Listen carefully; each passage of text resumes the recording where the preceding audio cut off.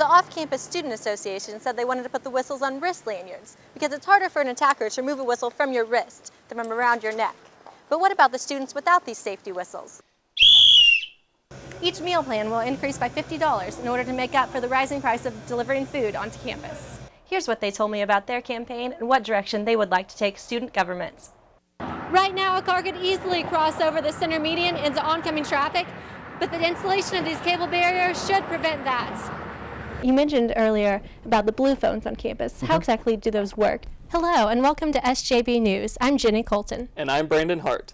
It's been the topic of many conversations around campus. OSU Athletic Director Mike Holder and Sean Sutton made a mutual decision that Sutton should step down as the men's head basketball coach. We'll be seeing more of OSU's Kyle Inslee on American Idol. Despite the fact that Simon Cowell walked out after his performance, the Oklahoma native made it into the top 50 contestants.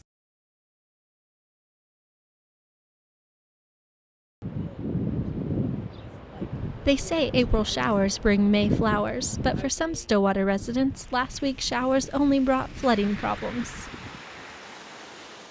About 3.8 inches of rain fell last week between Wednesday night and Thursday morning, causing the city of Stillwater to close down several main roadways. Kirk Middlestat, the director of emergency management for the city, says when Stillwater receives large amounts of rainfall, police officers and city storm spotters are responsible for checking for street flooding. When they find areas where the water levels rise over the roadway, they call in the Stillwater Public Works Department, who sets up barricades to keep people from driving through the high water. Most people don't realize that it only takes 3 to 4 inches of water to float a car. And any moving water will rapidly push you off the side of the road. In addition, Middlestat says people should never drive through water moving over a roadway, because one cannot see what has happened to the road underneath. On numerous occasions, the road's washed out, and there'll be a large channel in there that they'll drop off into. Middlestat also says people should never drive around barricades blocking the road. Doing this is a violation of city ordinance and can result in an up to $100 fine. Residents should also prepare themselves for when flooding does occur and causes road closures around town. People need to find alternate routes, and they need to have it in mind to begin with in a different way rather than wait till the last minute and do it and then all of a sudden not knowing where they're going. Another problem the city says causes flooding is when debris and branches flow from creek beds into drainage ditches such as this one at Duck and McElroy. If you see a drainage ditch that appears to be clogged, you can call the Stillwater Public Works Department and they will come out and clean it. I'm Jenny Colton, SJB News. Signed by you, sealed by you, delivered by SGA. The Student Government Association is helping students support the troops by paying to send care packages to soldiers overseas.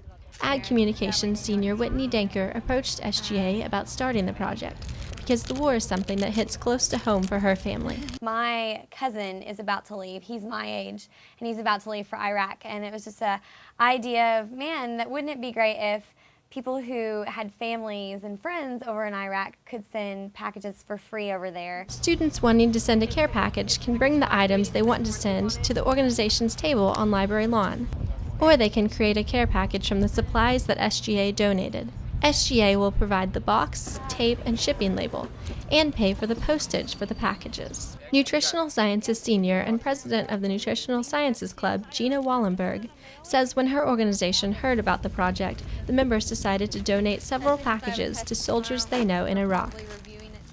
Oh, it's an awesome cause, and just being overseas getting mail is something to look forward to on a day-to-day basis. So like if we can help out, that's great for us and great for them. I got out here just a few hours after the table had been set up, and as you can see, they've already had 9 packages that have been dropped off. One man even came to drop off his son's guitar to send to him in Iraq. The students in charge of the event say they'll drop off the packages at the post office by 5 p.m. I'm Jenny Colton, SJB News.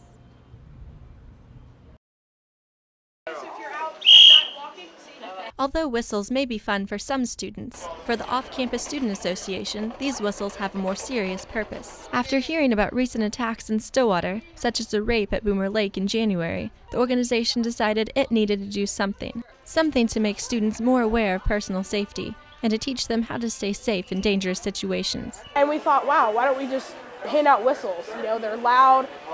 If somebody's repeatedly blowing a whistle, you're going to be questioning what's going on, you know. The organization ordered about 2,500 whistles and handed them out to students on campus on Thursday, Friday, and Monday. OCSA members claim these whistles can be heard from up to a mile away. The Off-Campus Student Association said they wanted to put the whistles on wrist lanyards because it's harder for an attacker to remove a whistle from your wrist than from around your neck.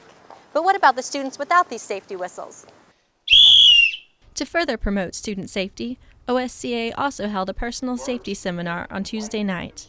At the seminar, police officers from the Stillwater and OSU police departments taught students how they can avoid becoming victim to an attacker. They shared safety tips from body language that may help deter attackers to basic self-defense moves.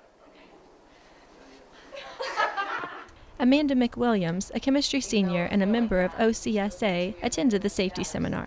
She says she plans to make a few changes to everyday routines that may help keep her safer in the future. And then I can use the keys to hit you with as I'm running away.